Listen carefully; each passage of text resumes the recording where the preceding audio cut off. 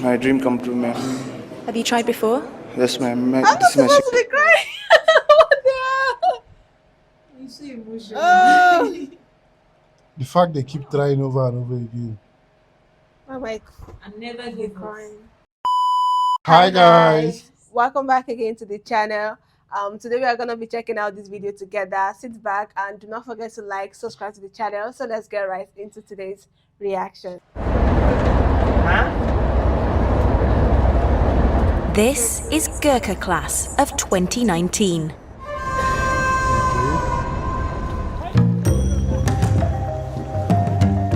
"400 trainee soldiers, the biggest intake to set foot in the UK in over 30 years. Oh wow. Most are just teenagers, and their journey began thousands of miles from here.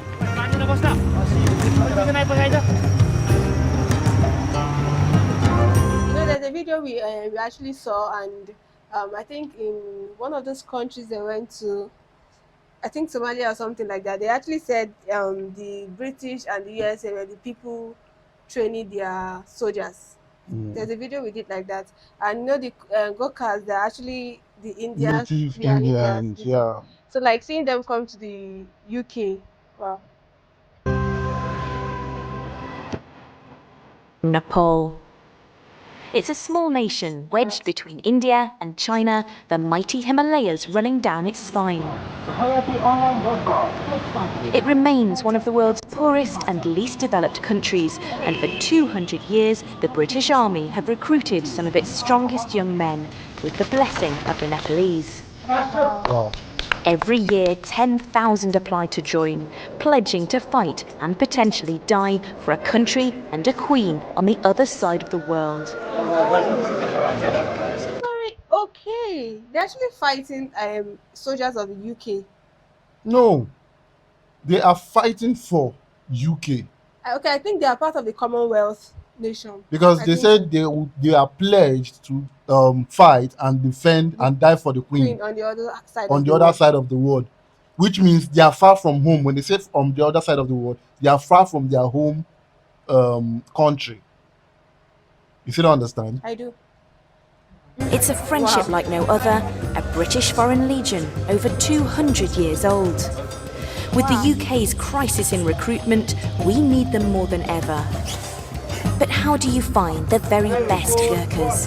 How do the British Army protect them from the corruption so rife in Nepal?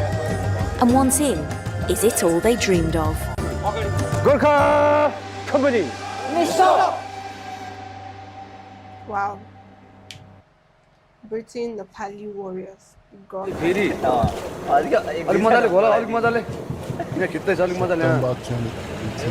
The first stage of selection for the British Army takes place each year in September, one in the west of Nepal in Pokhara and one in the east, here in hot, sticky Dharam. Young men from all around get up in the early hours and travel miles to be here for a chance of a job in the British Army. Today we got one hilly district, that's Dankuta, and we got 5 Tarai districts. Normally they're farming background, especially in Tarai district, they're farming backgrounds, and hilly district also farming background. But nowadays most of the boys from the hills do come down to the cities, near the cities, for a better education, better life, or probably better facilities as well. For them. What I actually want to get is that, when they finally join the army, do they give them permanent residency, like a citizenship in the UK, or are they like contract workers that when they are done, they have to go back to their nation or something like that? I don't know how it works though. Please, if you do have an idea of how that works, comment section, and thank you. The recruiting campaign was bigger than ever before. They advertised on every one of Nepal's 72 radio stations, and the recruiting officers, retired Gurkhas known as Gulawallas, travelled to all corners of the country, gathering young men together on football pitches, tennis courts and cafes. They modernised their website. Potential recruits, known as PRs, could even email Deputy Head of Recruiting Major Sandy Nightingale personally, and they did. I do get quite a few emails from PLs asking some quite various questions, from "Are my teeth okay?" with photographic evidence to can women join this year? What we're trying to do is dispel the myth that only certain Nepalis can join the British Army. It's still amazing to me that people think it's only certain castes, people think that you have to be rich, people think all kinds of things that are all wrong. We will take anyone who's good enough. We make sure there's a British officer. He said they will take anyone who is good enough. So do they take from other side of the world also, or is it just from this side of the world? In Nepali alone, just the country. Come on. I feel like that's cheating. You want to join? I want to join. On every single stand as well, just so no one could think, oh, I'm a Gurung, he's a Rai, maybe he's going to give me a worse mark. There are 125 castes or ethnic groups throughout Nepal, and historically, Gurkhas came from just 4 of these groups. Over the years, the army has succeeded in reaching more diverse sectors of society, in part thanks to its dedicated team of Galawalas who go out in tireless search of the best young men. This year's newest and most baby Galawala, aged just 45, made a dramatic entrance, bringing in record numbers from the east. Wow, I'm really enjoying my job. Because I want to do something for my countries, the British Army. Everybody in the world, this is one of the best army in the world. Due to the searing heat, the 800-metre run has become the first test of the day, and the locals have turned out to cheer the boys on. Or perhaps eye up the competition. Stand by! Go! He's a tight one. With the futures of so many potential recruits resting on the selection process, there is no room for human error. Every single score that's written down gets checked by someone else. And I personally will check every single score of those who are selected. Then the Chief of Staff will check every single score of those who are selected. In order to understand fairness, you have to understand Nepali society generally. Nepal is a country where people pay money to get just about everything. And therefore, for us to kind of display ourselves as being free, fair and transparent, we have to go to huge lengths to convince people that that's the case. We'll tell them not to pay money to anyone to get into the British Army. And even with that being said, I think there are some still people that will exploit the situation. Because over here, sir, there are some certain times you hear people say, don't pay money to do this, don't pay money to do this. But yet you see millions of people falling to that scam, falling to that, devious method. So I no matter where, I think this is a general corruption in the world. And how do those people live every day knowing that they are scamming people of their hard-earned money that they hope to use to make themselves better and feed their family? Even people trying to bribe their way into it, they are still as the same thing as the people collecting the money. No, the truth is this, right? They are in desperation. Desperation can actually make you go to any length. Some of them might be that they don't meet up to the height requirement, and that shatters their dream. And somebody comes and tell you, okay, don't worry, I can actually help you get in, regardless of the height requirement. They prey on people's desperation. I know ignorance is not an excuse to break the law, but at the same time, you should understand, like you said, they are a very tight community going through hard times. Okay, let's continue. Similarly, in the exam hall, every question must be unique. By 3 p.m, the test paper will be in the local bazaar, being sold for a few rupees. Well, writing the papers is extremely difficult. We do keep them under strict lock and key, and then in order to generate those papers, to proofread those papers, to proofread them again and again, because if there are any dramas on the day, it is unfortunately a cohort of young boys who are going to suffer, and we do not want that to happen. One focus of this year's campaign has been to filter out potential problems early to avoid wasting recruits' efforts, emotions and money. Major Nightingale has introduced a new test to regional selection. Hyperextending elbows, some call it noodle arm, is an immediate fail, so this is now checked early. Throughout the day, if the recruits fall short on anything, they head straight to the dreaded Chowtari and then home. These boys will give everything to try and get into the British Army. I'm not saying that a British soldier is not equally motivated to join the British Army, but the difference with these guys is their whole families put pressure on them to join the British Army. If they get into the British Army, their whole family's life will change forever. And that's the context that we're working with. 1456 Nishchal. 1460 Prajwal. 1468 Pradeep Kumar. 1470. For some of today's young men, the news is devastating. 1499 Sugam. 1500 Sunil. The recruiting staff are very protective of them. They won't allow anyone to speak to the potential recruits. Today is too important.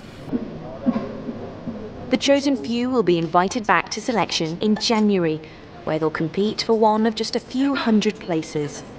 Only 4% of the 10,000 applicants will make it.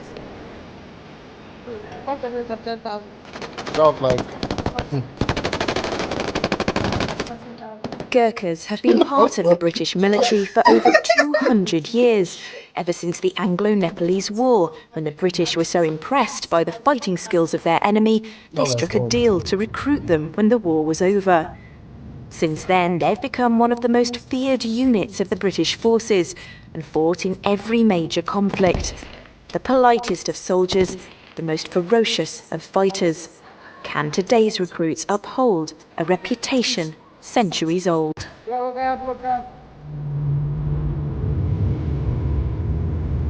South of the Himalayas and west of Kathmandu lies Pokhara, Nepal's second largest city. Ladies and gentlemen, we've landed at Magnolia and we're flying with the Airlines. Namaste. It's the gateway to the Annapurna mountain range, a favourite spot for trekkers. But it's also home to final selection for the British Gurkhas. It's here that the recruiting team must choose once and for all who will become the future Nepali warriors. They've already been selected as the best of the best from their regions. Now they must undergo even more rigorous tests, not least of which is the infamous doko race. The race involves running up a mountain in the Himalayan foothills with 25 kilos of sand in a basket strapped around the forehead. It is our identity as a Gurkha and carry a doko, like we got the British Elite Force. Sorry to ask. I know this might seem a little bit insensitive, but people that don't disqualify, do they still get paid? That's the same question I want to ask. Because this training seems so intense. Yeah. So I just want to know. It looks like they put a lot of effort. You understand? They are unable to meet up with the man. And I get that, okay, they might not be able to meet up with the requirement and everything, but I just hope that they don't just send them home like that. Because I feel so bad having to know that they just went home, hope shattered, going back to their family, having to tell them that they were not selected. It's devastating though. Yeah. Really. I'm sorry, I just have to get that off my chest. I see people looking up to them to even Yes. to The pressure is too much. The para, they got their own specific training, like the commandos, they have got their own selection, and this is unique for the Gurkhas. The day before, the sand is meticulously weighed and the doko baskets carefully laid out. Each recruit must prepare his own. In case of raining, they are covering their blanket by plastic. In case of rain, they will be heavier than usual weight. And why the blanket? Blanket because this one is quite rough, so they may scratch their skin at their backside. How hard is the doko race? It is very hard, very hard. The doko race was only introduced in 1989. Before that, most of the young men grew up in the mountains and did this daily. There was no need for a test. At 5:45 a.m, the potential recruits leave camp, gather their doko baskets, and when enough light has risen, Hello, finishing point, this is start point, over. The race begins. Yes, sir. Okay, group number 1. Blue, figure 34, stand by. I feel like they should put it on his shoulder or something. It is tough as a nature of the event because it is uphill from start to the end. So my tips for the boys is do not give up. Keep going and never look up. If you look up, obviously, your weight pull you towards the ground and pull you back. So always bend down and keep going up. This last run was quite dodgy because of the weather. It rained the whole night and boys were wet this morning and their doko was wet. The terrain itself is difficult, uphill, the steps and stones and boulders and the puddles. No time for water stops. The recruits must complete the course in 46 minutes. If they fail, they leave selection immediately. At the top, it's time for a well-earned breakfast and relief at last. To be frank and honest, I don't think I will. Should I tell them about that run we did? That's embarrassing, though. She could not even go to 3 minutes. I looked back, I was like, where are you? I could not find her. So, running for 46 minutes with those weights. I don't think I have the capacity though, but that might be just me. Yeah, obviously. The descent is less painful, the boys singing as they go. Selection is almost complete. It won't be long now until they know what their future will hold.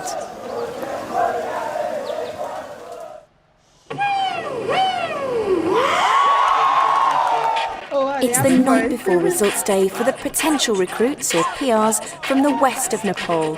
And to ease the nerves, the recruiting staff have suggested they put on a show.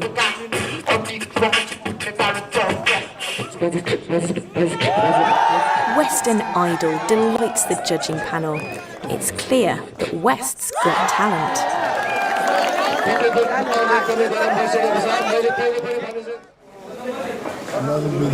The next morning, it's a different story. The young men must now say their goodbyes. If successful, they're unlikely to see their newfound friends again. Many will be heading home. In a few moments' time, they'll be invited into a room one by one and told their fate. We see a massive spectrum of Nepali society. We have people from very, very poor backgrounds who are orphans. You see everything in that room, which is why we don't allow you guys to go in there. It means so much to them to get in because a lot of them might have gambled everything on this. It's quite a raw environment, actually. Hard for you emotionally? Yeah, well, I think everyone really. We are obviously emotionally invested. It's impossible not to be. The minutes tick by painfully. The staff of Gurkha Company from Catterick survey from above. If the recruits are successful, they will bound up the stairs at 1,000,000 miles an hour before anyone can change their minds. There, they will become part of the British Army, and it's over to Gurkha Company to turn them into soldiers. Amongst the candidates is 20-year-old Madhav Karki. This is his fourth and final attempt and his last chance to get in before he turns 21 and can no longer apply. Everyone is nervous. Wow! Outside the gate, the families wait, willing their sons not to appear through the railings. I find myself praying for I them. start crying for them. That means it has a certain age. Yeah, I think from 17 to 21. After 21, you can, let me say from 17 to 20. Once you turn 21, you can apply again. The destiny of a great nation Right. lies. This show that is emotional though. Because every parent out there, I can see the fear in that they are boy's expecting eyes. something good. This is tough to watch. So emotional. Yeah. For those who've been unsuccessful, there is next year, if they are under 21 and can afford to make this journey again. If not, life will have to be very different. As Madhav Karki appears through the door, it looks to be good news. I'm feeling very excited and I'm feeling like I'm in the moon. So it's my dream became true. So I'm feeling very happy. No one in my family, they are in the army. I'm the first guy in the British Army right now. You must feel so proud. Yeah, yes, ma'am. You're in the British Army, how does it feel? Oh, yes, sir. It's my happiest moment of my life. Really? Yes. It's my dream come true, ma'am. Have you tried before? Yes, ma'am. I'm not supposed to be crying. What the hell? You so emotional. The fact they keep trying over and over again. I'm like, I never give crying. I don't like that I'm crying. And it was not even long. I think they wrote 2019. Yeah, 2019. Second, ma'am. And you remember what it felt like last year, so this must be so special. Yes, I'm very happy, ma'am. Hello, Dai. The first thing the boys are allowed to do is phone home. We give the boys 4 phone calls throughout the selection process. So after each stage, so after the medical, after the physical, after the education, and when they're selected, they get a phone call. And that's basically so their parents hear from them first, so no one else can sort of play games and say, oh, your son's nearly there, but I'll get him in if you give me some money. So it's to prevent that kind of thing. And of course, it's nice that their parents hear them first. It's always a little bit sad when the parents don't pick up and they're waiting agonizingly for their parents to answer the phone. Hello, Baba. I just called my father. He's just crying the other side of phone. With their new recruits assembled, Gurkha Company waste no time. The boys' own clothes will now be sent back to their families. They'll need a whole new wardrobe in the British Army. They have to get all their kit and equipment, so it's like a big Christmas day. So as you can see on the table, they are the Christmas father, and then they are getting a bunch of bag. We don't know who can be selected, and we don't know the sizes. So now we'll take them to the room, and then if there is a big or small, we try to sort it out within the group. So it's like a big swapping session. Yes. And inevitably all the big guys will end up with a small kit. Yeah, it will happen, yeah. Next up, a trip to the barber and the tailor. 40. You feel like you are a part of our army. Without wearing these suits, you are no longer civilian. What was the hardest part of selection for you?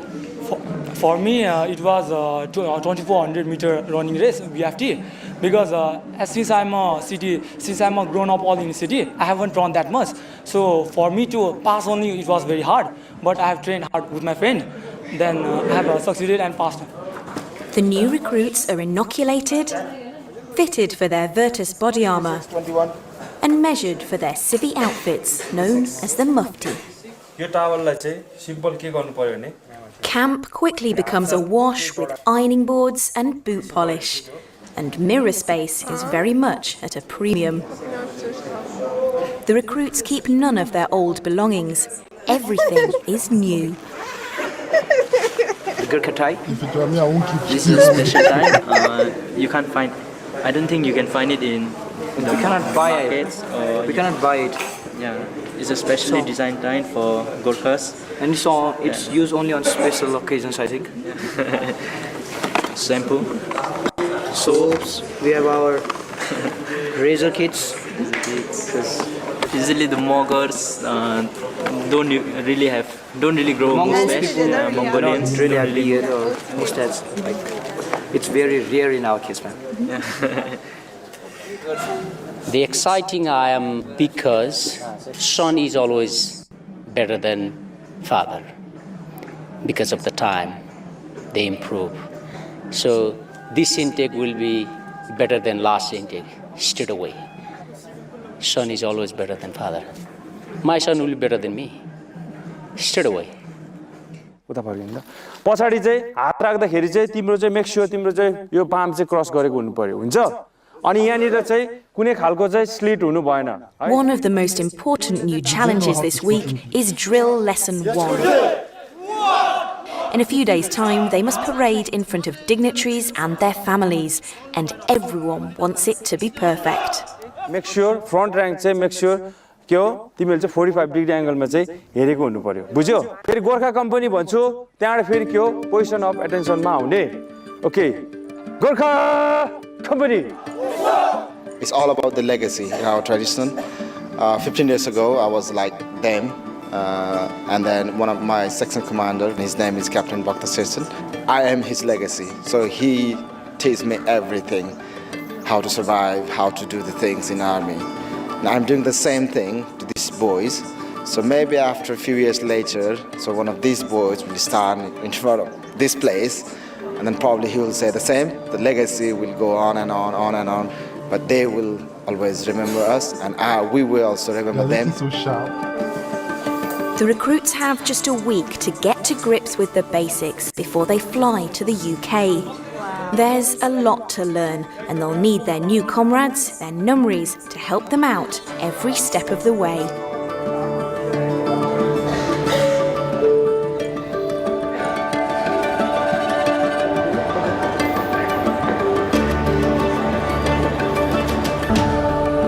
Instructors from Gurkha Company in Yorkshire's Catterick Garrison await the arrival of their new recruits.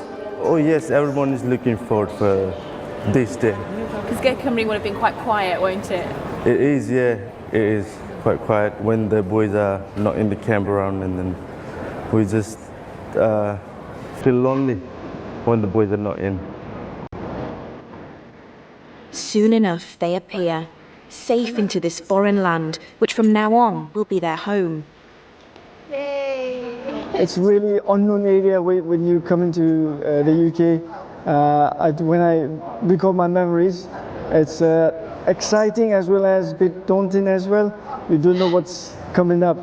So a bit excited, and on the other hand, you're away from your families as well. So you've got lots of emotion in your mind going through.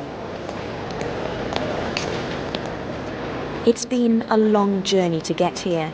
Years of training, months of tests, examinations and interviews. But this is only the beginning. They will fight for this country and this queen now. A job that will change their own future and the fortunes of their families. Thanks for watching. If you enjoyed this video, you can subscribe to our channel or leave us a comment below. And don't forget you can find more exclusive content on our website, forces.net. Oh, this was a ride for me. Can't believe I was actually crying. Well, one of the things I want to actually point out is that the honest truth is this. Every time I hear about people talking about jobs outside their home country to another country, I normally doubt it, in the sense that I used to feel like all of them are just scams, to be frank. And I think when he said something, he said that they try to make sure that each of the applicants call their family so that they know that, oh, this is where we are in the process, so that no person, no third party can come and be like, oh, you need to pay some amount of money for us to take him to the finish line. You know, if I've not watched this video, I don't believe in any group recruiting from outside. I feel like everything is just a scam, to be frank. So this gave me a quite new perspective, and this was a really huge roller coaster of emotional video, especially for the 21-year-old guy. So not the first, not the second time, Not the fourth. not the third Yeah, time. they're I think it was the trying, fourth time or yeah. something like that. So But altogether, saying the process is actually worth it. Like, if you finally join the army, you know, yeah, this is something you did. that I went through. Hard work yeah. actually paid off and everything.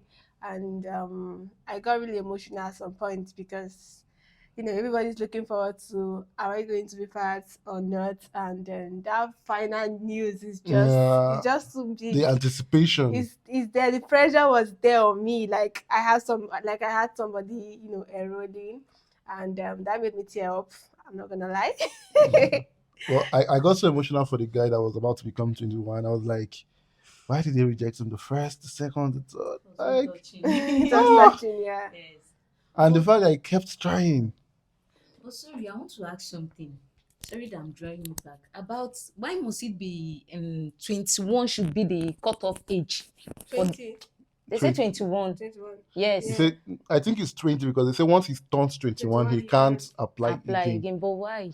Well, some military recruitment requirements is set like that in the sense that, right, while they are young, they are easy to mold. Okay. You understand? But at a certain age, it is very difficult to mold or shape the person to becoming an elite soldier. So I feel like that young age, their mind are still moldable, that it can still be reconstructed. That is my belief. I don't know whether that is the reason though, but I feel like after 21, there is this change in our brain that occurs that will feel like, no man can tell me anything. Yes, so at that age, I learn how to follow others, how to, take directions and everything. Yeah. Thank you guys so much for watching to this time. Let us know what you think about this in the comment section. Do not forget to like, subscribe, and if any of you teared up in the process of watching, I don't want to feel alone. Let me know that down below as well. I love you guys and bye.